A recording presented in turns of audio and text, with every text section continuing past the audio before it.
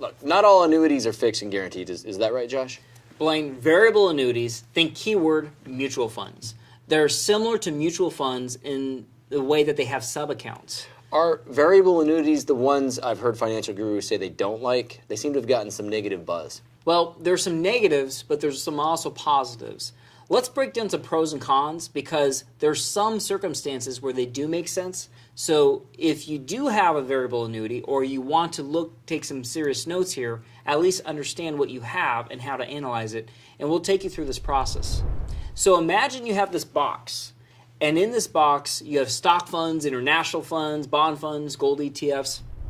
Back in the 80s and the 90s, the market went straight up, and these were become very popular. In fact, in the past, financial advisors and brokers sold over $150 billion of these per year, and they sold more of these than any other annuity out there in the marketplace.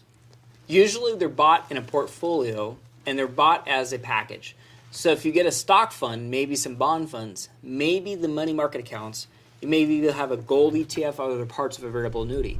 Well, the advantage is in the 80s and the 90s, when the market went through the roof, if you had non-IRA money, also known as non-qualified money, every time you bought and sold, you'd have to pay taxes on the gains. So imagine you made $100,000 in gains in 1 year, and you sold that fund back in the 80s or the 90s. Long-term capital gains were taxed at a much higher tax bracket than we are today. Today, it's close to 20%. Back then, it was close to 40%. So you could have been looking at a tax bill of $40,000? Ouch. Not very fun, especially when the market's going through the roof, right? So what they came up with is a variable annuity which allowed for you to put your money to grow tax-deferred or tax-sheltered as long as you stay within the options of the box of the variable annuity and not pay taxes. Now, when you pull the money out of the variable annuity at that point, the gains are taxed as ordinary income. So I could sell my gold fund, buy a new value mutual fund, and not have to pay any taxes? As long as you stay within the variable annuity. Once you get out of it, you'd have to pay taxes.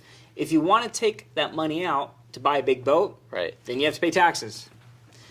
So if the market's going up, you can trade. And here's the point. Today, tax benefits aren't quite the same like they were in the 80s and the 90s. Back then, some people paid 40% on taxes. Today, long-term capital gains are closer to 20%, not like 40% like it used to be. And it worked well for high-income earners that were younger. Now, Blaine, does it make sense to, if you have an IRA and stick it inside of a variable annuity? Nah, it doesn't seem like it. Right. Well, when you put an IRA inside of a variable annuity, there's tax-sheltered wrapper essentially going into another tax-sheltered wrapper. But there's a cost for that variable annuity tax-sheltered wrapper. So the big thing about variable annuities, you have options, and there's benefits, but those benefits can grow your money in the market, but one of the big negatives is you can lose money in the market. Another negative is about the variable annuities is that there are fees. I've identified up to 12 different types of fees on variable annuity contracts. Well, I've heard of one. I've heard of two, sometimes three, especially with sophisticated mutual funds or hedge funds, but 12? Up to 12 that I've identified, and there could be more. And I'll give you a couple as an example of what kind of questions you should ask if you're considering buying a variable annuity or if you have one and how to analyze it. So let's take a look at some benefits. You do get tax-sheltered wrapper. However, if it's an IRA, you probably want to own that IRA directly and buy those mutual funds directly so your fees are lower. But if you want to buy mutual funds and you sell today, then you're probably going to be at a lower tax bracket pulling ordinary income out down the road. It depends on your circumstances. One type of fee is called the administration fee. Now, most companies have it. They send it to you. It's on your statement. And the administration of the accounts.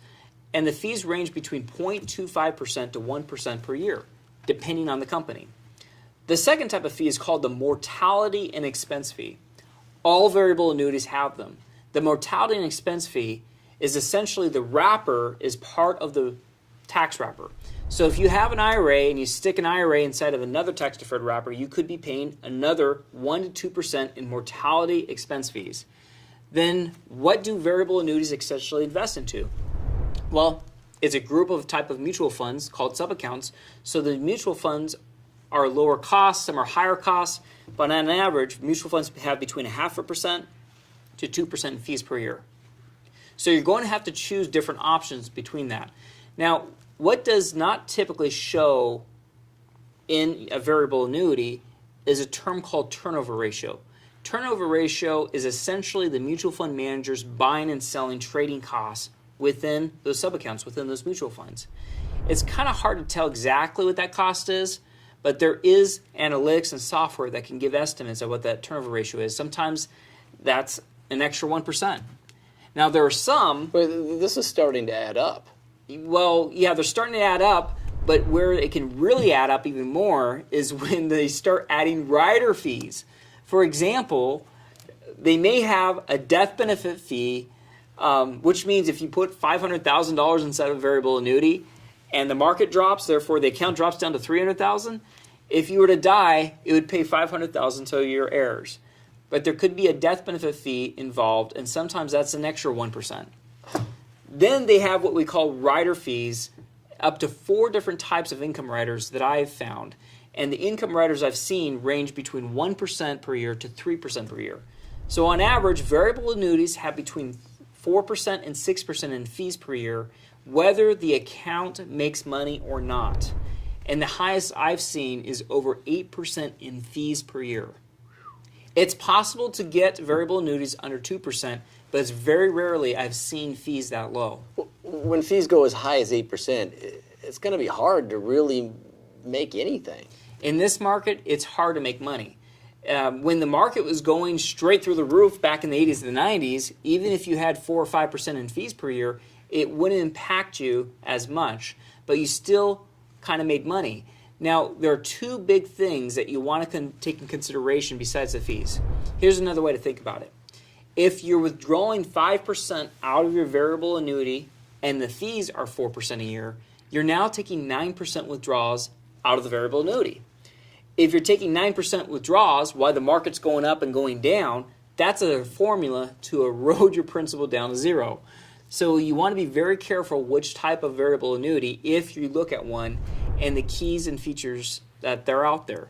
So there's up to 42 questions that should be asked when considering a variable annuity. And we actually have a report that guides you what questions, and with case studies and lessons of asset erosion, one of the biggest mistakes retirees are making. Blaine, I got to tell you, I just saw a case where a guy came in and he says, Josh, I have a variable annuity. I've had it for 5 years and there's no way my fees are as high as you're saying it could be.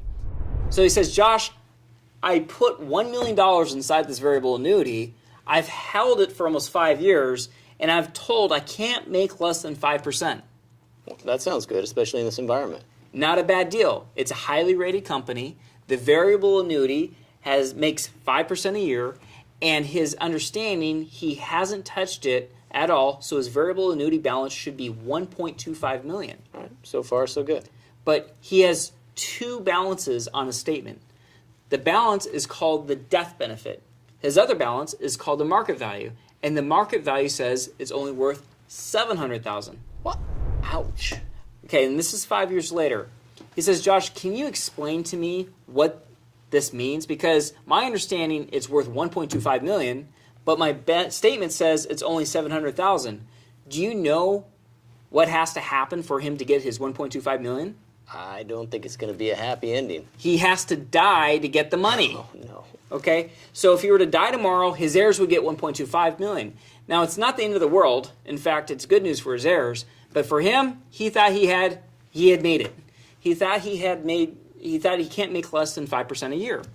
It was highly rated company, but it was the death benefit that was guaranteed. There's other riders out there. There are some that say it grows by 6% per year, but that 6% per year is not real money. It's for income purposes. It's also known as annuitization. It's kind of like an immediate annuity. You annuitize your money, you get income for the rest of your life. I call it committed annuicide because you lose control of that money. Now, we've estimated his fees to be between $35,000 and $45,000 per year. Wow. Well, he says, Josh, there's no way my fees can be that high. It doesn't show in my statement. My fees can't be that high. So we played a little game that we like to play often, And it was a lot of fun, and everybody likes to play. So what's the name of the game? The game is called Let's Call the Company. Everybody likes to play. And by the way, he still thinks his fees are $10,000 a year. So the first question we asked is, what are the fees? And sure enough, he was right. The insurance company said it was $10,000 a year. Then we asked, what's the administration fee? What's the mortality expense fee? The mortality expense fee by itself was $10,000 a year. Then we asked, what are the mutual fund fees? Now he had a bunch of them, so we had to kind of take the average of the costs. And we weren't able to find out what the turnover ratio was because they're known as transaction costs, so we didn't count that in the costs. But then there was a death benefit fee that we added in. Now here's something that's interesting to understand, Blaine. A lot of these fees are based on the 5% that grows. Some annuities have positive benefits, such as giving guaranteed increasing income. That means your money is guaranteed to increase no matter what. In this particular contract, the contract gave guaranteed increasing fees because some of these fees were based on the account value that grew by 5% a year if you died to get it. So we did the calculation, and the fees added to $42,710 per year, and he's had that account over 5 years, so he's paid over $213,000 in fees over the last 5 years. Wow, that's a pretty big difference. $10,000 to $42,000? Well, he taught high school for many years, and it took him a long time to save that money. And when he retired several years ago, his job didn't pay an incredible amount of wages. He was making about $3,000 a month. His fees were just under $4,000 a month. So here's some examples of some fees you may not know about. And here's a couple of fees. There's the administration fee, death benefit fee. There's living benefit fees. I've identified up to 5. Guaranteed lifetime rider, withdrawal benefit rider, guaranteed minimum benefit rider, accumulation benefit, mortality expense risk, rider charges, underlying fund expenses, early withdrawal penalty, premium taxes, return of principal fee, and turnover ratio. So Josh, when would a variable annuity make sense for someone? Blaine, that's a real good question. There's a lot of people that consider variable annuities, and the number one, if you're allergic to taxes, okay, and if you're younger, it might make sense. So let's say you're early 40s and you have a high income and you have non-IRA money that you want to grow tax sheltered. Keep in mind, if you pull any retirement money out before age 59 and a half, there could be a penalty from the IRS, a 10% penalty. So if you're in your 40s and you believe the market's going to go straight up for the next 20 years over a long period of time, and you want to have your non-IRA money go tax sheltered, finding a low-cost variable annuity might make sense. Then you want to consider that for your portfolio if you're a high-income earner and you're younger. Right. Remember, Blaine, it's not about the company. It's about the terms of the company. There's good terms and there's not so good terms. There could be over 50 companies that offer variable annuities, but each company has 30 or 40 different types of contracts. Some contracts are good terms, some aren't so good terms for that individual. It's hard to find one annuity contract that has it all. Opportunity for growth, low fees, guaranteed income. I wish they had all in one. My point of all this is that if it's done right, where there's some significant advantages with annuities as part of overall approach. And what NextGen does best is it takes the best of each type of annuity and rolls it into a comprehensive strategy for reliable income and protected growth opportunity.